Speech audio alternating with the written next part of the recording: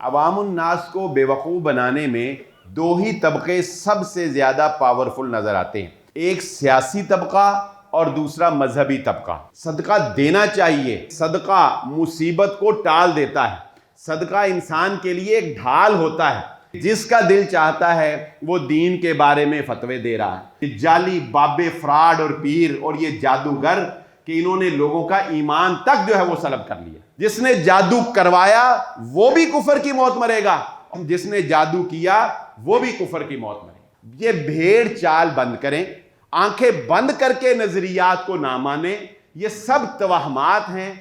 سورہ جن کی یہ جو آیت میں نے آپ کے سامنے پڑھی ہے، اللہ تعالیٰ نے ایک نظریہ جو عرب معاشرے کے اندر رائج تھا اس کی عکاسی کی ہے کہ بہت سے انسانوں کے جو مرد تھے، یعوذون برجال من الجن، وہ جنوں سے پناہ طلب کیا کرتے تھے، اور اس چیز نے ان کو اور زیادہ خوف میں مبتلا کر دیا، انسانوں کو اور جنات کو اور زیادہ طاقت دے دی اور زیادہ ان کے اوپر حاوی کر دیا۔ اس واقعے کی پوری تفصیل سے پہلے میں آپ کے یہ گوش گزار کرتا چلوں کہ اس واقعے سے جو بات ہمیں سمجھ میں آئے گی وہ یہ ہے کہ عوام الناس میں بہت سے ایسے نظریات اور ایسے توہمات رائج ہو جاتے ہیں جو بالکل بے بنیاد ہوتے ہیں، اور ایک بھیڑ چال کی طرح میں اور آپ، ہم لوگ سنی سنائی آباء و اجداد کی باتوں کے اوپر ان کو لبیک کہتے چلے جاتے ہیں۔ ہم میں سے کوئی شخص یہ جرت نہیں کرتا کہ اس قول کو یا اس بات کو چیلنج کر کے دیکھیں ہوتا کیا ہے، یا اس کا تجزیہ کر کے دیکھیں کہ آخر یہ بات صحیح ہے بھی یا کہ نہیں۔ ہم بہت سی ایسی چیزوں کو صرف اس لیے اپنے ذہن پر اور اپنے نظریات پر سوار رکھتے ہیں کیونکہ ہم نے بزرگوں سے، خاندان والوں سے، یا اسی طرح اپنے ارد گرد کے عوام سے، لوگوں سے ان باتوں کو سیکھا ہوتا ہے، سنا ہوتا ہے، اور یہ باتیں دوسروں کو فائدہ پہنچاتی ہیں، عوام کو بیوقوف بنانے میں اور عوام کو اپنا غلام بنانے میں اور عوام کو لوٹنے میں۔ یہ چیزیں دوسرے طاقتور لوگوں کو فائدہ پہنچاتی ہیں۔ ایک بات ذہن نشین رکھیے، عوام الناس کو بیوقوف بنانے میں دو ہی طبقے سب سے زیادہ پاورفل نظر آتے ہیں، ایک سیاسی طبقہ اور دوسرا مذہبی طبقہ۔ سیاست کے نام کے اوپر سب سے زیادہ عوام کو بیوقوف بنایا جاتا ہے، اور اسی طرح وہ مذہبی طبقہ جو کہ صرف اپنے مفادات اور اپنے پیٹ کی پوجا کرنے والا ہے، وہ مذہب کی آڑ کے اندر عوام کو بیوقوف بناتا ہے۔ ہم اس بات کو آج سمجھیں گے۔ یہ آیت جو میں نے آپ کے سامنے پڑھی، اس میں ایک نظریے کا ذکر کیا گیا ہے۔ وہ نظریہ کیا ہے؟ وہ نظریہ یہ ہے جس کی نشاندہی رسول اللہ صلی اللہ علیہ وآلہ وسلم نے احادیث میں اور مفسرین نے اس کی شرح کی ہے کہ عرب معاشرے کے اندر ایک بات مشہور تھی کہ جب بھی تم کسی ویرانے پر سے گزرو تو ہر ویرانے پر ایک جن جو ہے اس کا قبضہ ہوتا ہے، لہذا اس ویرانے میں جا کر اگر تم جنوں کے سردار کو پکار کے اس کی پناہ میں آ جاؤ تو پھر وہ تمہیں پناہ دے دے گا، اور تمہیں دیگر جو شریر جن ہیں وہ نقصان نہیں پہنچائیں گے۔ اور ہاں، نذرانے کے طور پر اگر تم اس جن کے لیے کچھ لے بھی جاؤ تو یہ ایک اچھی ثواب دیدی بات ہے۔ تو اللہ تعالیٰ کیا کہہ رہے ہیں کہ وہ لوگ کیا کرتے تھے، جب کسی ویرانے پر سے گزرتے تو ان کا آدمیوں کا، انسانوں کا ایک سردار کھڑا ہوتا اور کھڑا ہو کر کہتا کہ اے جنوں کے سردار، ہم تمہاری پناہ میں آتے ہیں کہ ہمیں کوئی دوسرا جن نقصان پہنچائے۔ اب جنوں کو پتہ بھی نہیں ہے، ان کے خواب و خیال میں بھی نہیں تھا کہ ہم انسانوں کو تنگ کریں گے، یا انسان ہم سے اتنا ڈرتے ہیں، یا ہم انسانوں کو اس طرح سے اپنا غلام بنا سکتے ہیں۔ تو اللہ تعالیٰ کہتے ہیں کہ جب خود انسانوں نے یہ نظریہ قائم کر لیا کہ ہمیں جنوں سے ڈرنا ہے، ہمیں جنوں کی پناہ مانگنی ہے، تو اس چیز نے جنات کو اور زیادہ طاقتور بنا دیا۔ جنات نے کہا ٹھیک ہے بھئی، جب یہ خود ہم سے ڈر رہے ہیں تو ہمیں کیا ضرورت ہے کہ ہم انہیں نہ ڈرائیں۔ چنانچہ اس چیز نے جنات کو اور زیادہ طاقت دی اور انہوں نے انسانوں کو اور زیادہ ڈرانا شروع کر دیا، تاکہ ان کا جنات کا ایک رعب اور ایک ہیبت جو ہے وہ انسانوں کے اوپر قائم رہے۔ یعنی یہ ایک ایسا نظریہ تھا جو خود ساختہ تھا، اس نظریے کے پیچھے کوئی حقیقت نہیں تھی، لیکن اس نظریے کی وجہ سے انسانوں نے خود اپنے آپ کو مشکل میں ڈال دیا۔ ایسے ہی ہمارے معاشرے کے اندر بھی بہت سے ایسے نظریات ہیں جن کے پیچھے کوئی حقیقت نہیں ہے، لیکن کہیں نہ کہیں میں اور آپ ہم اس ڈر کو اپنے اندر بٹھائے ہوئے ہیں۔ مثال کے طور پہ معاشرے کے اندر یہ چیز میڈیا پہ بھی بہت دکھائی جاتی ہے اور ذہنوں کے اندر یہ پیوست ہے۔ ہمارے ہاں ایک بات سمجھی جاتی ہے کہ جو خواجہ سرا ہیں ان کی بد دعا لازماً قبول ہوتی ہے۔ یہ ایک بات ذہنوں میں بیٹھی ہوئی ہے۔ اب کبھی کسی نے یہ سوچنے کی کوشش نہیں کی کہ آخر کیا جس نے بد دعا قبول کرنی ہے وہ تو اللہ ہے؟ کیا نبی صلی اللہ علیہ وسلم نے ایسی کوئی بات بتائی ہے؟ کیا اللہ نے کوئی ایسی بات بتائی ہے؟ کہاں سے یہ بات ہم نے گھڑ لی؟ اس کا نقصان کیا ہوا کہ ہر مانگنے والا جو ہے وہ خواجہ سرا کا روپ دھار کے مانگتا ہے۔ یعنی مانگنے کا والا ایک طبقہ جو ہے وہ خواجہ سرا کے روپ میں مانگتا ہے، چاہے وہ اس جنس سے نہ بھی ہو۔ کیوں؟ کیونکہ وہ یہ سمجھتا ہے کہ لوگ ہمیں اس لیے بھی دے دیں گے کہ کہیں ہم ان کو بد دعا نہ دے دیں، چنانچہ لوگ اس وجہ سے بھی ان کو دے دیتے ہیں، یعنی دینا چاہتے نہیں لیکن اس وجہ سے بھی دے دیتے ہیں کہ اگر یہ ناراض ہو گئے تو ناراض ہو کے کہیں بد دعا نہ دے دیں، اور ان کی بد دعا جو ہے وہ لازماً قبول ہوتی۔ یعنی خام خواہ اپنے آپ کو ایک خوف کے اندر مبتلا کر دیا، اور اللہ رب العزت نے اور رسول اللہ صلی اللہ علیہ وآلہ وسلم نے جس کی کوئی سند نازل نہیں کی، وہ بات ہمارے عوام کے اندر ایک نظریہ جو ہے وہ بن گیا۔ کاروباری لوگ اس بات کو بڑی اچھی طرح جانتے ہیں کہ ہمارے کاروبار میں اکثر دکاندار ذہن میں یہ خوف بٹھائے ہوئے ہیں کہ اگر پہلا گاہک جو ہے وہ میں نے ادھار کا ڈیل کر لیا تو میرا سارا دن جو ہے وہ ادھار ہی چلتا رہے، میرا سارا دن نقصان پہ مبنی جائے گا۔ یہ اللہ پہ یقین کی کمی کی علامت ہے۔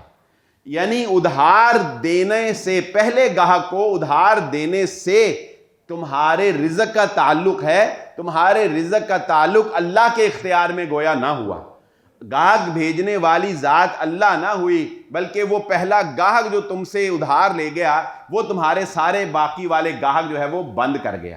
تو یہ نظریات بسا اوقات انسان کے ایمان تک پر حملہ کر دیتے ہیں، بسا اوقات یہ نظریات انسان کو شرک تک پہنچا دیتے ہیں۔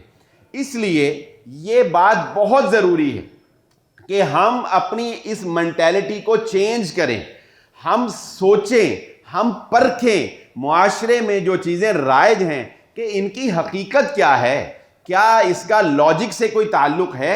مثال کے طور پہ پولیو پوری دنیا سے ختم ہو گیا لیکن پاکستان سے ختم ہونے کا نام نہیں لے رہا، کیونکہ یہ نظریہ ہمارے عام مشہور کر دیا گیا تھا کہ ان کے ویکسین کے قطروں کے اندر بانجھ پن کی ویکسین بھی شامل ہے، جس سے کہ لوگوں کی اولاد نہیں ہوگی، لہذا دشمن یہ چاہتا ہے کہ ان کے ہاں اولاد نہ ہو، اس لیے یہ ویکسین اپنے بچوں کو نہیں پلائی جائے گی۔ یہ ایک نظریہ ابھی بھی موجود ہے اور ایک بڑے طویل عرصے پاکستان کی اس کے ساتھ جنگ جو ہے وہ رہی ہے، لیکن کیا یہ کہنے والے نے کبھی کسی لیب میں ٹیسٹ کروانے کی جرت کی ہے؟ کیا کبھی کسی ڈاکٹر کے پاس جا کے کہا ہو کہ ہمیں اس کے پروف دو، یہ سائنس کا دور ہے، اس کا پورا تجزیہ کیا جائے پھر اس کے بعد ہم ڈنکے کی چوٹ بات کریں؟ نہیں، صرف ایک جملے ہیں جو زبانوں پہ گردش کر رہے ہیں، اذہان کے اندر موجود ہیں۔ اس کا نقصان یہ ہوتا ہے کہ آپ دیکھ لیں، اب کوئی بھی ویکسین آئے گی نا تو چاہے وہ صحیح ہے یا غلط، پہلی بات یہ ضرور کہی جائے گی کہ اس ویکسین میں بانجھ پن کا عنصر ضرور شامل ہے۔ کوئی بھی ویکسین آئے گی، لیکن ہم اس کی تحقیق کرنے کی نہ تو صلاحیت رکھتے ہیں، اگر صلاحیت کوئی رکھتا بھی ہے تو وہ جرت نہیں کرتا کہ وہ آگے بڑھ کے تحقیق کر کے ایک پوری پروف کے ساتھ بات کرے۔ یہ ہمارے اندر عادت نہیں ہے، لیکن جو بات مشہور ہو گئی بس اس کو مشہور ہو گئی تو لہذا اس کو اس طرح ہی قبول کر لیا جائے۔ اور دیہاتوں میں تو اب تو شہروں میں کچھ بہتری آئی ہے، دیہاتوں میں تو یہ نظریات اور زیادہ جو ہے وہ ذہنوں کے اندر راسخ۔ پھر آپ یہی دیکھیں کہ ہم لوگ اپنی مصیبتوں کو ٹالنے کے لیے صدقہ دیتے ہیں، صدقہ دینا چاہیے۔ رسول اللہ صلی اللہ علیہ وآلہ وسلم نے بالکل یہ بات ارشاد فرمائی ہے کہ صدقہ مصیبت کو ٹال دیتا ہے، صدقہ انسان کے لیے ایک ڈھال ہوتا ہے۔ لیکن یہ بات کہیں اللہ کے نبی صلی اللہ علیہ وآلہ وسلم نے ارشاد نہیں فرمائی، اور نہ صحابہ میں سے کبھی کسی نے یہ عمل کر کے جو ہے وہ کیا کہ صدقہ وہی جان کو ٹالے گا جو انسان کے سر کے اوپر سے گھما کے دیا جائے، وہی جان کو بچائے گا۔ ایسی کوئی بات دین اسلام کے اندر نہیں۔ لیکن ہمارے معاشرے میں یہ بات، یہ عمل کیا جاتا ہے کہ نہیں کیا جاتا؟ تواتر کے ساتھ کیا جاتا ہے، مسلسل کیا جاتا ہے۔ شادیوں کے اوپر جو نوٹ لٹائے جاتے ہیں وہ سر کے اوپر وار کے لٹائے جاتے ہیں، حتیٰ کہ لوگوں نے اگر کوئی مرغی جو ہے وہ صدقہ کرنی ہو تو مرغی جو ہے وہ سر پہ سے گھما کے دی جاتی، بکرا جو ہے وہ تو اٹھا کے گھمانا مشکل ہوتا ہے، وہ بندے کے ویسے ارد گرد پھیر دیتے ہیں۔ نئی گاڑی لی ہو تو بکرے کو ارد گرد گاڑی کے پھیر کے جو ہے وہ صدقہ کرتے ہیں۔ یہ سب کیا ہے؟ یہ وہ ہندوانہ طریقے ہیں، یہ وہ ہندوانہ خرافات ہیں جو عوام الناس کے اندر مشہور ہو گئی ہیں، اور ہم میں سے کبھی کسی نے یہ جرت ہی نہیں کی، یہ حوصلہ ہی نہیں کیا کہ دیکھیں تو صحیح کہ یہ صحیح بھی ہے یا یہ غلط ہے۔ چلو دینی اعتبار سے اس چیز کو پرکھنے کی ضرورت ہے تو کسی دینی عالم سے اس کی تصدیق کر لی جائے، اگر سائنٹیفکلی اس چیز کو پروف کرنے کی ضرورت ہے تو کسی اس شعبے کے متعلقہ بندے سے جو ہے پروف کر لیا جائے۔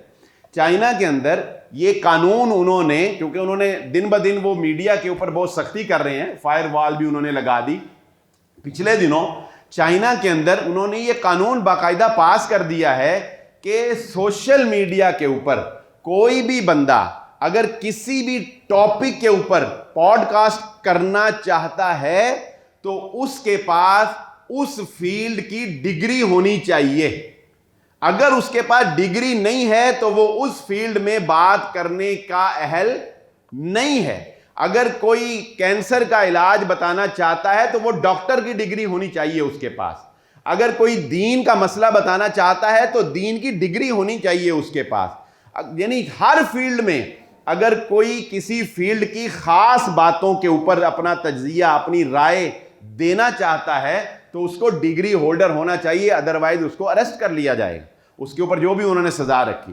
لیکن پاکستان کے اندر ایسی کوئی رکاوٹ نہیں ہے۔ پاکستان میں ہر بندہ تجزیہ کر سکتا ہے، ہر بندہ اپنی رائے ہر موضوع کے اوپر، اور دین اسلام تو ویسے ہی اس معاملے میں بہت مسکین ہے کہ جس کا دل چاہتا ہے وہ دین کے بارے میں فتوے دے رہا ہے۔ اچھا، سب سے زیادہ آپ کو معلمات یعنی دینی فضائل اور دینی مناقب بیان کرنے والی وہ خواتین نظر آئیں گی جو میت کے ارد گرد بیٹھی ہوتی ہیں۔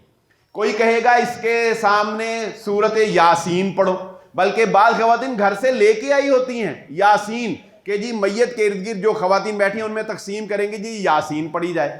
کوئی فوٹو کاپیاں کروا کے کوئی لے کے آئی ہوتی ہیں، کوئی جو بھی وظائف ہیں کہ جی یہ اس کے ارد گرد پڑھے جائیں۔ کوئی اس کہے گا نہیں نہیں یہ سب غلط ہے، سورہ رحمان جو ہے وہ اس کے سامنے، میت کے سامنے پڑھی جائے۔ یہ ہوتا ہے کہ نہیں ہمارے معاشرے کے اندر؟ جبکہ محمد الرسول اللہ صلی اللہ علیہ وآلہ وسلم نے انسان کے مرنے سے لے کر، میں نے اس پہ 3 جمعے پڑھائے ہوئے ہیں، ٹوٹل طریقہ آپ کو بتایا ہوا ہے، انسان کے مرنے سے لے کر 3 دن تک جو اس کے لیے جو افسوس ہے وہ پورا طریقہ شریعت نے بیان کیا۔ کہیں اللہ کے نبی صلی اللہ علیہ وسلم نے یہ نہیں بتایا کہ میت کے پاس بیٹھ کے یاسین پڑھو تو اس کو فائدہ ہوتا ہے، میت کے پاس سورہ رحمان پڑھو تو اس کو فائدہ ہوتا ہے۔ میت کو جس چیز کا فائدہ ہوتا ہے وہ دعائیں ہیں، وہ بخشش کی دعائیں ہیں جو اس کے لیے مانگنی ہے، وہ کسی کو آتی نہیں، وہ کوئی پڑھتا نہیں ہے۔ اور وہ کام جو سنت سے ثابت نہیں ہے، جو محمد الرسول اللہ صلی اللہ علیہ وآلہ وسلم نے نہیں سکھائے، وہ کام کرنے میں ہم لوگ جو ہے وہ بہت دلیر ہیں۔ پھر ایک عجیب سی روش یہ پڑ گئی ہے ہمارے معاشرے کے اندر، خواتین ظاہر ہے کہ اس میں آگے آگے ہی آپ کو نظر آئیں گی، کہ اگر ہمارا کوئی کام نہیں ہو رہا ہوتا تو ہم عجیب و غریب سی نظریں مانتے ہیں، اپنے اپنے نظریات اور اپنے اپنے عقائد کے مطابق۔ ہم سے سوال کرتے ہیں لوگ، پھر جب پھنس جاتے ہیں نا پھر ہمارے پاس آتے ہیں۔ کوئی کہتا ہے جی میں نے نظر مانی تھی کہ میں روزانہ 10 نفل پڑھا کروں گی، اب 10 نفل روزانہ پڑھے نہیں جاتے۔ کوئی نظر مان لیتا ہے جی میں 100 نفل پڑھوں گی، میرا فلاں کام ہو جائے میں 100 نفل پڑھوں گی۔ کوئی کہتا ہے جی میں نے نظر مان لی کہ میں دربار پہ جا کے جھاڑو دوں گی۔ کوئی کہتا ہے کہ میں نے نظر مان لی کہ میں فلاں آستانے پر ننگے پاؤں جاؤں گی۔ کیا ایسی نظریں ہمارے معاشرے کے اندر مانی جاتی ہیں کہ نہیں مانی جاتی؟ جبکہ رسول اللہ صلی اللہ علیہ وآلہ وسلم نے ارشاد فرمایا، نظر ماننے سے کام کے ہونے یا نہ ہونے کا کوئی تعلق نہیں۔ یہ بندہ نہ سمجھے کہ میں نے اگر 10 نفلوں کی نظر مان لی ہے تو اللہ 10 نفلوں کی وجہ سے میرا کام کر دے گا، اللہ کو میرے 10 نفلوں کی ضرورت ہے لہذا اللہ کام کر دے گا۔ اگر میں نے یہ نظر مان لی ہے کہ میں بکرا صدقہ کروں گا تو اللہ تعالیٰ نے کہا کہ چلو میرے بندے نے بکرا دینا ہے، چلو ہن بکرا صدقہ کروانے کے لیے اس کا کام کر دو۔ نہیں، اللہ کے نبی صلی اللہ علیہ وآلہ وسلم نے فرمایا نظر اللہ کو مجبور نہیں کر سکتی، تمہاری نظر کی وجہ سے وہ کام کے ہونے یا نہ ہونے کا کوئی تعلق نہیں ہے۔ اللہ نے اگر اس کام کے ہونے کا فیصلہ کیا ہے تو ہو کر رہے گا، اگر نہیں ہونا تو چاہے جتنی مرضی بڑی نظر مان لو وہ کام نہیں ہونا۔ نبی صلی اللہ علیہ وسلم نے فرمایا نہ، نظر تو بخیل سے پیسہ نکلوا دیتی، نظر تو اس طرح تو اس نے صدقہ کرنا نہیں ہوتا، نظر مان کے جو ہے وہ چلو کر کام ہو جائے تو اس کے پیسے جو ہے وہ نکل جاتے ہیں۔ تو نظر ماننا اسلام میں کوئی پسندیدہ کام نہیں ہے، لیکن ہمارے معاشرے کے اندر یہ بات بھی مشہور ہے کہ نظر مانو کام ہو جائے گا، اور پھر نظر بھی وہ مانیں گے کہ جو بعد میں پھر کہیں گے کہ اب اس کا علاج کیا جائے۔ پھر اسی طرح معاشرے میں یہ بات بہت ہی زیادہ مشہور ہے، بہت ہی زیادہ مشہور ہے، شاید میں اور آپ بھی اندر اندر سے ڈرتے ہوں، ایمان جو کمزور ہے نا ہم بھی اندر اندر سے ڈرتے ہوں۔ کیا ہم کہتے ہیں کہ جی کسی ایسے قریبی رشتے کی قسم نہیں کھانی چاہیے، اگر وہ قسم پوری نہ ہو تو وہ جس کی قسم کھائی ہوتی ہے وہ لگا گیا ہے، انہوں بیچارے نو مفت بھی مار دینا۔ کہتے ہیں کہ ماں کی قسم نہیں کھانی چاہیے، اچھا اگر ماں کے سر کی قسم کھا لی تو پھر اگر وہ کام نہ کیا تو ماں بیچاری گئی، تیری قسم تو ماں گئی۔ بیٹی کی سر کی قسم، محبوب کی قسم، جب کسی نے کوئی بات منوانی ہو نا تو کہتے نہیں میرے سر دی قسم کھا، پھر میرے سر دی قسم کھا، وہ بندہ کہتا ہے نہیں سر دی قسم نہیں کھانی تیرے۔ یعنی ہمارے اذہان میں یہ بات موجود ہے کہ ماں کے سر کی جھوٹی قسم نہیں کھانی ورنہ ماں گئی، بیٹی کی سر کی جھوٹی قسم نہیں کھانی، رشتہ بڑا مقدس ہے۔ بھائی یاد رکھو قسم سوائے اللہ کی ذات کے اور کسی کی کھانا جائز ہی نہیں ہے اسلام میں۔ رسول اللہ صلی اللہ علیہ وآلہ وسلم نے کیا ارشاد فرمایا؟ اولاً تو انسان کو کوشش کرنی چاہیے کہ وہ قسم نہ کھائے۔ ایک ہوتی ہے تقیہ کلام کے طور پہ قسم، جس نے آپ نے دیکھا ہوگا میرے بھی اکثر الفاظ میں جملوں میں کہہ دیتا ہوں اللہ کی قسم، وہ ایک تقیہ کلام ہوتا ہے، ایک عادت سی بن جاتی ہے جسے لغو قسم کہا جاتا ہے۔ اس کا مواخذہ نہیں ہے، اس کا مواخذہ نہیں ہے، وہ اللہ نے انسان کو، اللہ کو پتا تھا انسان کمزور ہے اس طرح کی باتیں کرے گا، اللہ نے وہ معاف کر دی۔ اول تو کوشش کرنی چاہیے کہ سنجیدہ طور پر اللہ کی قسم کھانے سے انسان حد الوسع جو ہے وہ بچے، لیکن اگر کہیں کسی پنچایت میں یا کسی جگہ اپنی صفائی پیش کرنے کے لیے قسم اٹھانی پڑ ہی جائے تو فَلْيَحْلِفْ بِاللَّهِ، صرف اللہ کی قسم اٹھائی جا سکتی ہے اور کسی ذات کی اور کسی شخصیت کی قسم نہیں اٹھائی جا سکتی. یہ صرف باتیں بنی ہیں کہ اس کے سر کی قسم اٹھا لی تو وہ مر جائے گا اور اس کے سر کی قسم اٹھا لی تو پتہ نہیں اس کو جو ہے وہ کیا ہو جائے گا. ایسی کوئی بات نہیں ہے, نہیں تو اٹھا کے دیکھ لیں. وہ مجھے ایک دفعہ ایک بندے نے سوال کیا گروپ میں ہی, کہتا ہے جی مجھے کسی نے یہ بتایا ہے کہ اگر جیب میں مسواک ہو نا, جیب میں مسواک ہو, بندے کا ایکسیڈنٹ ہو جائے تو ہڈی نہیں ٹوٹتی. میں کہ تو ایک چھوٹا جا ایکسیڈنٹ کر کے دیکھ ہی لیا, سادہ بھی شک نکل جائے گا بھی تیری ہڈی ٹوٹی کہ نہیں ٹوٹی. یہ کون سا مشکل کام ہے. میں نے یعنی ایسی بات کریں گے کہ جو بندہ تھوڑا سا بھی اگر شعور رکھتا ہو تو وہ سوچ سکتا ہے بھئی مسواک کا ہڈی نہ ٹوٹنے سے کیا تعلق. جب اللہ نے جو فطرت نے جو قانون بنائے ہوئے ہیں, فطرت نے جو قانون بنائے ہوئے ہیں وہ قانون بدلتے نہیں ہیں. وہ قانون اپنی لاجک سے, اسی ترتیب سے اور اسی اصول پہ کام کرتے ہیں جو اللہ رب العزت نے بنا دی. پھر یہی کافی نہیں, تھوڑا سا آگے چلیں. ہمارے اذہان میں, یعنی عوام ہے نا, ہم بھیڑ چال ہے, بے وقوف ہیں.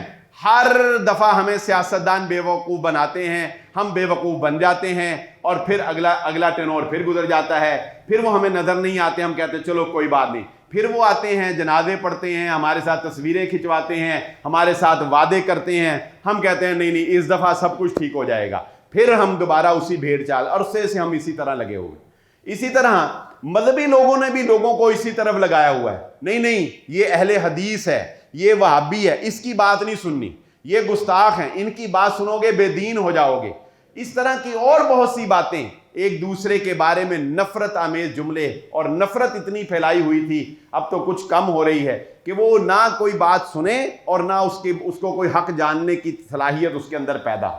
بس جو جہاں لگا ہوا ہے اسے لگا رہنے دو, کسی کو نہ چھیڑو, کسی کو سوچنے کا سمجھنے کی صلاحیت پیدا نہ کرو.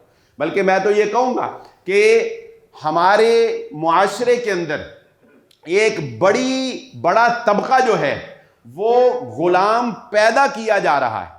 ایک بڑا طبقہ جو ہے وہ مفلوج پیدا کیا جا رہا ہے. پہلے تو اس فیلڈ سے کوئی تعلق نہیں تھا نا, لیکن اب اس فیلڈ میں آئے ہیں تو پتہ چلا ہے کہ یہ جتنے ایسے سرکاری سکول ہیں جہاں پر تعلیمی معیار انتہائی گرا ہوا ہے, وہ کیا کر رہے ہیں, بغیر پڑھائے, بغیر تعلیم دیے بچوں کو پروموٹ کرتے جاتے ہیں. کیونکہ فیل کرنے کا کنسیپٹ ختم ہو گیا. ہمارے جب ہم پڑھتے تھے تب بچہ فیل ہوتا تھا تو اسی کلاس میں رہتا تھا. اب وہ کہتا ہے فیل نہیں کرنا, چنانچہ کہاں جا کے فیل ہونے ہیں, وہ سارے بے بنیادیں چلتے چلتے میٹرک پہنچے. میٹرک پہ جا کے پتا چلا 100 میں سے 90 ویسے ہی فیل ہو گئے. وہ جو 10 پاس ہوئے وہ یا تو کوئی خدادہ صلاحیت تھی یا کوئی ماں باپ نے محنت کی ہوئی. اب وہ جو فیل ہوئے ہیں نا, وہ ایک غلام اور معاشرے کے لیے ایک مزدور آپ نے پیدا کر دیا. وہ دوبارہ اب کبھی میٹرک تک نہیں پہنچ سکتا, بنیاد ہی کوئی نہیں. تو اسی طرح مذہبی لوگوں نے بھی لوگوں کو مفلوج رکھا, لوگوں کو اپنے ارد گرد رکھا, لوگوں کو بس یہی بتایا بزرگوں کے آگے نہیں بولنا, بزرگوں کی بات چیلنج نہیں کرنی. بزرگ بیٹھا ہے, نماز کا وقت ہو گیا, بزرگوں نماز, بزرگ کہتا ہے میری ساریاں پڑیاں نے, چلو جی ٹھیک ہے, بزرگ نے کہہ دیا میری پڑیاں نے, پڑھیا گئی. دوسرے بزرگ سے پوچھا ہاں جی آپ نے نماز, وہ کہتا ہے میں نے دل میں ہی پڑھ لی. اچھا یہ سوچا نہیں کہ محمد صلی اللہ علیہ وآلہ وسلم جو اللہ کے سب سے زیادہ نیک متقی مقرب بندے تھے, ان سے اوپر کوئی نہیں ہے, وہ نہ دل میں پڑھ سکے. انہیں نہ اللہ نے اختیار دیا کہ آپ دل میں پڑھ لو. یہ ہمارے بزرگ جو ہیں یہ کہہ رہے ہیں میں نے دل میں پڑھ لی, چلو جی اس کی بھی بات مان. یعنی یہ شروع سے ایک لوگوں کو مفلوج کر دیا کہ سوچنا نہیں ہے, سمجھنا نہیں ہے, دلیل کی بات نہیں کرنی, دلیل نہ مانگنی ہے نہ دینی ہے, بلکہ کہا بحث ہی نہیں کرنی, وہ بحث کرو گے تو آگے بات چلے گی نا. تو اپنے اندر سے اس نظریے کو نکالے. ویسے بات تو میرے خلاف ہی جاتی ہے پر میں آپ کو سنا دیتا ہوں. ایک دفعہ میرے دوست ہیں شیخ عاطف صاحب, انہوں نے نا, ان کا مشہور ہے, ان کا یہ جملہ مشہور ہے, وہ اپیل بڑی ودیا کرتے ہیں کیونکہ مسجد کے صدر ہیں نا. ویسے مسجد کے صدروں کے لیے بھی ایک بڑا زبردست نسخہ ہے میرے پاس. مسجد دارالسلام کی انتظامیہ, صدر خالد صاحب بیٹھے ہیں, وہ چارے پریشان ہی رہتے ہیں کہ پتہ نہیں دارالسلام کے اخراجات بہت ہیں, پورے نہیں ہو رہے. تو میں آپ کو ایک نسخہ بتاؤں, کہتے ہیں جی یہ بزرگوں نے کہا ہے, یہ بھی بزرگوں نے کہا ہے, کہتا ہے جس نے مسجد چلانی ہے نا یا مدرسہ چلانا ہے اسے 3 ہر آنے چاہیے. جس نے مسجد یا مدرسہ چلانا ہے اسے 3 ہر آنے چاہیے. نمبر 1 ہر وقت مانگنا. نمبر 1 ہر وقت مانگنا. نمبر 2 ہر کسی سے مانگنا. اور نمبر 3 ہر چیز مانگنا. جس کو یہ 3 ہر آ جائے وہ چلا سکتا ہے, ادروائز بھی چلا سکتا ہے. تو یہ بات بہرحال سچ ہے, لیکن آپ کو خیال کرنا چاہیے کہ کہنا نہ پڑا کرے اور اخراجات پورے ہو جائیں. اچھا, آپ کو ایک مزے کی بات دوں. انہوں نے اپیل کی, انہوں نے آپ کو جذبات کو کنٹرول کرنے کی مثال دینے لگا. انہوں نے اپیل کی تو ایک صاحب تھے جو کہ اکثر ڈونیٹ کیا کرتے تھے, انہوں نے کوئی ڈونیشن نہیں دی, وہ چلے گئے. تو عاطف صاحب ان کے پاس بعد میں گئے, انہوں نے کہا جی آپ ہر میری اپیل پہ ڈونیٹ کرتے ہیں, اس دفعہ آپ نے ڈونیٹ نہیں کیا. اس نے کہا حافظ صاحب بات یہ ہے کہ ہم نے یہ محسوس کیا کہ جب آپ اپیل کرتے ہیں نا تو ہم اتنے جذباتی ہو جاتے ہیں نا کہ دینا اسی 50,000 ہوئے تھے اسی لکھ دا اعلان کر دے دا. بعد چو گھر آ کے سوچی دا یار لکھ کہتا دینا 50 چاہیے سی, لکھ دیتا. اس لیے اسی یہ سوچیا کہ اگے تو تہاڈی اپیل پہلے گھر جا کے سوچنا ہے, سمجھنا ہے, حساب کرنا, پھر تانوں آواز دینی کہ بھائی اسی اتنے پیسے دینے. ٹھیک ہے, تو یہ اس بات میں کوئی شک نہیں ہے کہ جذبات سے کھیلا جا سکتا ہے. تقریروں میں, الفاظ میں یہ دم ہوتا ہے کہ لوگوں کو ہیپناٹائز کر کے ان کے جذبات سے کھیلا جاتا ہے. تو یہ کام کیا ہمارے معاشرے کے اندر ایک بڑے مذہبی طبقے نے یہ کام کیا کہ لوگوں کے جذبات سے فائدہ اٹھاتے ہوئے ان کو اپنا غلام بنا کے رکھا. لیکن میں اس بات سے آپ کو یہ سمجھانا چاہتا ہوں کہ اپنے اندر سوچنے سمجھنے کی اور باتوں کو پرکھنے کی صلاحیت پیدا کریں. بات کو لے کے آگے چلتے ہیں. یہ جنات کی بات آ گئی. اب ہمارے معاشرے کے اندر اس بات میں کوئی شک نہیں ہے کہ جادو ہو جاتا ہے, جادو ہو جاتا ہے, جادو ہوتا ہے, جادو سے میاں بیوی کے درمیان جدائی بھی ہو جاتی ہے. جادو اللہ کے اذن کے بغیر نہیں ہوتا, اللہ کی اجازت کے بغیر نہیں ہوتا, لیکن ہو جاتا ہے. نظر بد کا لگ جانا بھی بالکل درست ہے. لیکن یہ بات ذہن نشین رکھیں, ہمارا یہ ذہن بن گیا اور خواتین کا بالخصوص یہ ذہن بن گیا کہ کوئی بھی ایسا کام ہوا جو انہونا تھا, مثلا چھت پر سے ایک چیل گزر رہی تھی نا, تو اس کے منہ میں اگر بوٹی تھی اور وہ بوٹی چھت کے اوپر گر گئی, لو جی اگر وہ کسی خاتون نے دیکھ لی تو اس نے رولا ڈال دینا کہ جادو ہو گیا ہے. اگر کوئی خون کا کوئی چھینٹا کسی گیراج میں, گاڑی پہ, کسی کپڑے پہ کوئی خون لگا دیکھ لیا تو اس نے رولا ڈال دینا کہ لو جی ساڈے تے کسی نے جادو کر دیا. اب اس کا نقصان کیا ہوتا ہے؟ اس نظریے کا جو ہمارے ذہنوں میں یہ بیٹھا ہوا ہے کہ کوئی بھی خار کی عادت کام ہوا تو جادو ہے, کوئی ہلکا سا کپڑے کو ٹک لگ گیا جادو ہے. پچھلے دنوں ہمارے دوست ہیں, ان کو ایک کال آئی کہ جی ہمارے کپڑے کٹ رہے ہیں. اچھا, وہ تیار بیٹھے تھے کہ جادو ہوا پڑا ہے, رو رہے ہیں اور عاملوں کے پاس اب ہم نے جانا ہے. جا کے جب تحقیق کی پتہ چلا تو ان کے گھر کی ہی ایک بچی جو ہے اس نے غصے میں جو ہے وہ ان کے سارے کپڑوں کو کینچی کے ساتھ ٹک لگائے ہوئے. اس طرف دھیان ہی نہیں گیا, یہ سوچ ہی نہیں گئی کہ یہ بھی سوچیں کہ گھر کا کوئی بچہ بھی یہ کام کر سکتا ہے. نہیں, بس کیونکہ یہ مشہور ہے کہ جادو میں کپڑوں کو ٹک لگتے ہیں, یہ مشہور ہے کہ جادو میں خون کے چھینٹے پڑتے ہیں, یہ مشہور ہے کہ جادو میں گوشت جو ہے وہ پھینکا جاتا ہے. لہذا کچھ بھی ہوگا ان کاموں میں سے جو مشہور ہیں تو ہم یہی سمجھیں گے کہ جادو ہوا ہے. اور پھر وہ ہوگا جو یہ سورہ جن کی آیت نمبر 6 میں ہوا, ہم کسی عامل کے پاس جائیں گے, جب ہم جا کے اس کو بتائیں گے میری چھت پر سے گوشت کا ٹکڑا نکلا, انہوں نے کہا نا جادو ہو گیا جی. اس کو تو خدا آپ نے جا کے بتا دیا کہ میں ڈرا ہوا آیا ہوں, میں ڈرا ہوا آیا ہوں آپ کے پاس, میرے خون کے چھینٹے میرے کپڑوں پر پڑے ہوئے تھے. لو جی, جب آپ نے اس کو یہ بتانا ہے کہ خار کی عادت کام ہوا اور میں اس لیے آپ کے پاس آیا, تو اس کی دکانداری جو ہے وہ چمک جائے گی. اب وہ آپ کو لوٹے گا بھی, اب وہ آپ سے غلط کام بھی کروائے گا, بلکہ ہو سکتا ہے کہ وہ آپ سے شرک تک آپ کو پہنچا دے. اور کیا کچھ نہیں ان عاملوں نے اس علاج کے نام کے اوپر عوام کے ساتھ کیا کچھ نہیں کیا. اس قدر جہالت اور اس قدر درندگی ان عاملوں کے اندر پائی جاتی ہے، یہ جعلی بابے، فراڈ اور پیر اور یہ جادوگر، کہ انہوں نے لوگوں کا ایمان تک جو ہے وہ سلب کر لیا۔ اور یہی کافی نہیں، یہ ایسے ایسے فراڈ میں آپ کو کیا بتاؤں، میں خود ایک عامل کے ساتھ، چلے سن لیں، میں ایک عامل کے ساتھ گاڑی میں جا رہا تھا، یہ شاید یہ چیزیں آپ کو فائدہ دے دیں۔ میں گاڑی میں جا رہا ہوں، اس کو کال آئی، خاتون تھی، رو بھی رہی تھی، اپنا مسئلہ بیان کیا۔ اس نے کہا بی بی 10 منٹ بعد کرنا، میں ذرا اپنے وہ کیا انہوں نے رکھے ہوتے ہیں وہ جنات جن کو کہتے ہیں موکل، اپنے موکلوں سے پوچھ لوں۔ چلو جی، فون بند ہو گیا، ہم گاڑی میں جا رہے ہیں، گپاں شپاں لگ رہی ہیں نے، 10 منٹ بعد فون آیا، کہتا جی موکلوں نے بتایا آپ کو نا بڑا سخت جادو ہوا، بڑا سخت جادو ہوا ہے، انج کرنا ہے، انج کرنا ہے، انج کرنا ہے۔ چلو جی بس بات کر، 5000 روپیہ انہوں نے کہا میرے جائز کیش کرا دیں، یہ آپ کا اب علاج شروع ہو گیا۔ اور پھر اس نے کہا نہیں، یہ سیشن ہوں گے، ہر ہفتے آپ نے سیشن لیا کرنا ہے، ہر ہفتے سیشن ہوگا، 3 مہینے کا یہ کورس ہے، 3 مہینے کریں جادو ختم ہو جائے۔ یعنی یہ میں آپ کو اپنی آنکھوں دیکھا حال، اپنے ساتھ جو ہے وہ حال جو ہے یہ میں آپ کو بتا رہا ہوں۔ تو میں آپ سب کو یہ اویئرنس دینا چاہتا ہوں آج کے اس خطبہ جمعہ کے توسط سے اور آج کی اس گفتگو کے توسط سے، کہ خدا را یہ بھیڑ چال بند کریں، آنکھیں بند کر کے نظریات کو نہ مانیں۔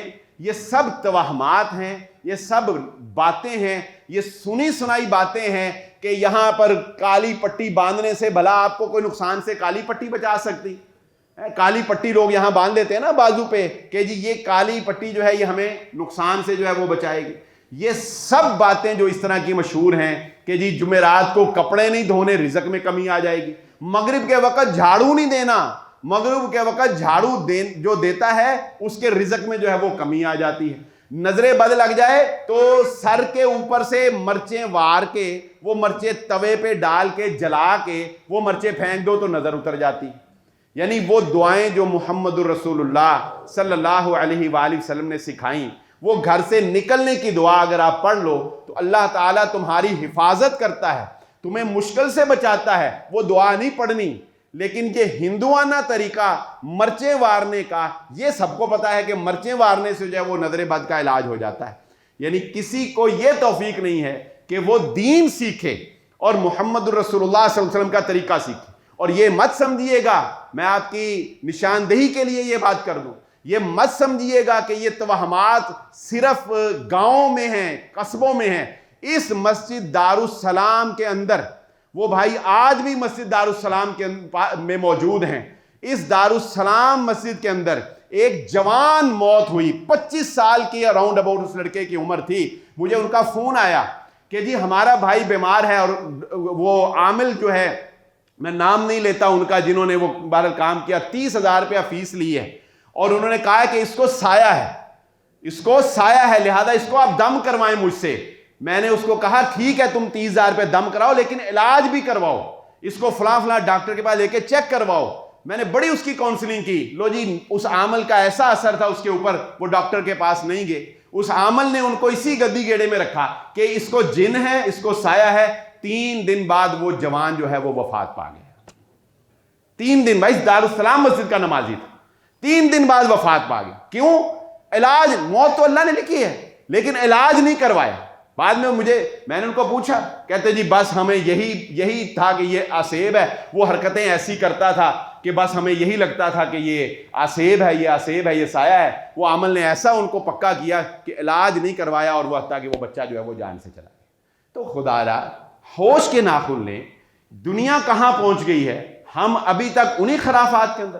ہاں، لیکن وہ طریقے جو محمد الرسول اللہ صلی اللہ علیہ وآلہ وسلم نے بتائے، وہ طریقے اپنانے سے دشمن بھی گواہی دیں گے کہ شیطان کا حملہ ان لوگوں پر نہیں ہوتا جو صبح اور شام سورۃ الفلق اور سورۃ الناس پڑھ کے اپنے اوپر دم کرتے ہیں۔ مجھے ایک بندے نے سوال کیا کہ جی جادو، ایک انسان نماز پڑھتا ہے، معوذتین پڑھتا ہے، تو آپ کیسے کہہ سکتے ہیں کہ وہ جادو سے بچ جائے گا، جبکہ محمد الرسول اللہ صلی اللہ علیہ وآلہ وسلم پر بھی جادو ہوا، جادو کے اثرات ہوئے۔ تو یہ بات سمجھ لیں، نبی صلی اللہ علیہ وآلہ وسلم کے اوپر جادو یہودیوں نے کیا، ہوا، اس کے کچھ اثرات بھی ہوئے، لیکن یہ کب تھا؟ جب ابھی معوذتین نازل نہیں ہوئی تھی، ابھی سورۃ الفلق اور سورۃ الناس نازل نہیں ہوئی تھی۔ جب سورۃ الفلق اور سورۃ الناس نازل ہو گئیں، وہ 11 گرے بھی کھل گئیں، اور اس کے بعد اس کے پڑھنے والے کے اوپر جادو نہیں ہو سکتا ہے، یہ اپنا ایمان بنا لے۔ اور کسی عمل کے پاس کوئی جن نہیں ہوتے، یہ بھی میری بات نوٹ کر لیں۔ یہ جو عمل یہ کہے نا میرے پاس اتنے جن ہیں، میں نے اچھا یہ کیسا کنسیپٹ ہے؟ بوتل میں بند کر دیا، جنوں کو بوتل میں بند کر دیا، اچھا جی وہ جلا دیے، قبیلوں کے قبیلے جلا دیے، سب کہانیاں بنائی ہوئی ہیں لوگوں کو بے وقوف بنانے کے لیے۔ کوئی جلانا نہیں ہوتا، کوئی بوتل کے اندر۔ میں انکار نہیں کر رہا جنات کا، نہ میں اس علم کا انکار کر رہا ہوں، یہ علم بھی ہے، لیکن اس میں 98% لوگ فراڈیے بیٹھے ہوئے، صرف 1-2 بندے جو ہے وہ حق والے سچے ہوں گے، 98% لوگ جو ہیں وہ اس میں بالکل فراڈ بیٹھے ہوئے۔ ہاں، بلکہ سعودی عرب کے ایک عالم دین ہمارے کلاس فیلو ہیں، ان کے استاد تھے، انہوں نے یہ کورس کیا پورا کہ جادو ہوتا کیسے ہے۔ ان سے آج صبح میں نے تقریباً آدھے گھنٹہ گفتگو کی، کیونکہ اس ٹاپک پہ جمعہ پڑھانا تھا۔ تو بہرحال یہ بات سچ، وہ کہتے ہیں کہ 13 تک گریں ہوتی ہیں۔ جادو، کالا جادو جو ہے وہ 3 گرے لگا کر جب کیا جاتا ہے تو وہ باہمی حفاظت کے لیے کیا جاتا ہے، 5 گرے لگا کے کیا جاتا ہے تو وہ صلح کروانے کے لیے کیا جاتا ہے۔ لوگ اس کام کے لیے بھی تو جادو کرتے ہیں۔ 7 گرے پر جب جادو کیا جاتا ہے تو وہ محبت حاصل کرنے کے لیے کیا جاتا ہے۔ 9 گرہ کے اوپر جب جادو کیا جاتا ہے تو وہ نفرت کے لیے کیا جاتا ہے۔ 11 گرے لگا کر جب جادو کیا جاتا ہے تو وہ موت کے لیے کیا جاتا ہے۔ اور رسول اللہ صلی اللہ علیہ وآلہ وسلم پر جو 11 گرہ لگا کر جادو کیا گیا تھا، وہ آپ کو ہلاک کرنے کے لیے، آپ کی جان لینے کے لیے آپ کے اوپر جادو کیا گیا تھا۔ لیکن اس کا اثر بالکل اتنا ہوا کہ آپ کھانا کھاتے تھے تو آپ بھول جاتے تھے کہ پتہ نہیں میں نے کھایا ہے کہ نہیں کھایا۔ اور پھر یہ غلیظ گندے لوگ ہوتے ہیں، یعنی جس طرح ہم اللہ کا قرب حاصل کریں تو اللہ ہماری حفاظت کرتا ہے، ہم اذکار کریں تو ہم اللہ کی حفاظت میں آ جاتے ہیں۔ اس طرح یہ جادوگر، یہ عامل اور جادوگر کا فرق بھی تھوڑا سا سمجھنا چاہیے۔ جادوگر جو ہے اس کے لیے گندا رہنا شرط ہے، وہ گندا ہوگا اور گندگی میں رہے گا اور توہین آمیز باتیں کرے گا، اللہ اور اس کے رسول صلی اللہ علیہ وآلہ وسلم کی توہین کرے گا۔ اور یہاں پر آخری بات کر کے بات کو ختم کرتے ہیں، یہ بات ذہن نشین رکھیے گا، کسی بھی عامل کے پاس جانے سے پہلے یا اپنا کوئی بھی ٹوٹکا اور علاج کرنے سے پہلے، کہ اگر آپ عامل کے نام پر کسی جادوگر کے پاس چلے گئے اور آپ نے اس سے جادو کروا لیا، آپ نے اس سے جادو کروا لیا، تو جادوگر بالاتفاق، اس میں کوئی اختلاف نہیں ہے، نہ فقہاء کا، نہ محدثین کا، نہ بریلوی دیوبندی اہل حدیث کا، نہ کسی پی ٹی آئی نون کا، کوئی اختلاف اس میں نہیں ہے۔ جادو کرنے والا اور کروانے والا دونوں دائرہ اسلام سے خارج ہو جاتے ہیں، کافر، وہ کفر کی موت مرے گا۔ جس نے جادو کروایا وہ بھی کفر کی موت مرے گا، اور جس نے جادو کیا وہ بھی کفر کی موت مرے گا۔ اور اللہ نے پردے رکھے ہیں، یاد رکھیں، اللہ نے پردے رکھے ہیں۔ یہ سب کہانیاں ہیں کہ وہ کوئی آپ کو یہ بتا دے کہ تیری خالہ نے کیا، تیری پھپھی نے کیا۔ ہوتا کیا ہے، باتیں ایسی ایسی ہیں۔ ایک عامل نے مجھے بتایا، کہتا ہمارے پاس جب کوئی آتا ہے نا، ہمارے پاس جب کوئی آتا ہے کہ بتاؤ کس نے کیا، کہتا پہلے تو ہم ذرا کہانی سناتے ہیں، یہ ہمیں اجازت نہیں ہے، ہمیں یہ بتانے کی اجازت نہیں ہے، ایسے کہتا پھر جب وہ پوری طرح تیار ہو جاتا نا، ذرا 50-60 ہزار لاکھ روپیہ دین واسطے، کوئی نہیں میں لاکھ بھی دواں گا، مجھے 10 دو کن نے کیتا، تو ہم اسے پھر پتہ کیا کہتے ہیں، ہم اسے کہتے ہیں ٹھیک ہے میں 3 کے دن کا نا چلا کاٹوں گا، تو چوتھے کے دن تیرے خواب میں یا 2-4 دن بعد تیرے خواب میں آ جائے۔ تو میں نے کہا پھر، کہتا بات یہ ہے ہر بندے کے نا ذہن میں ایک بندہ ہوتا ہے کہ فلانے نے کیتا ہونا ہے میرے تے، کہتا وہ 4 کے دن بعد آپ ہی وہ خواب چ آ جاتا ہے، 1.5 لاکھ روپیہ سیدھا ہو جاتا ہے۔ ہوتا ہے کہ نہیں؟ آپ بتائیں، آپ پر جب بھی کوئی کام ہوگا نا، آپ کو یار خالہ جڑی ہے نا یہ بڑا تکدی سی، انہیں ہی نویں گڈی دیکھ کے انہیں ہی جادو کیتا ہونا۔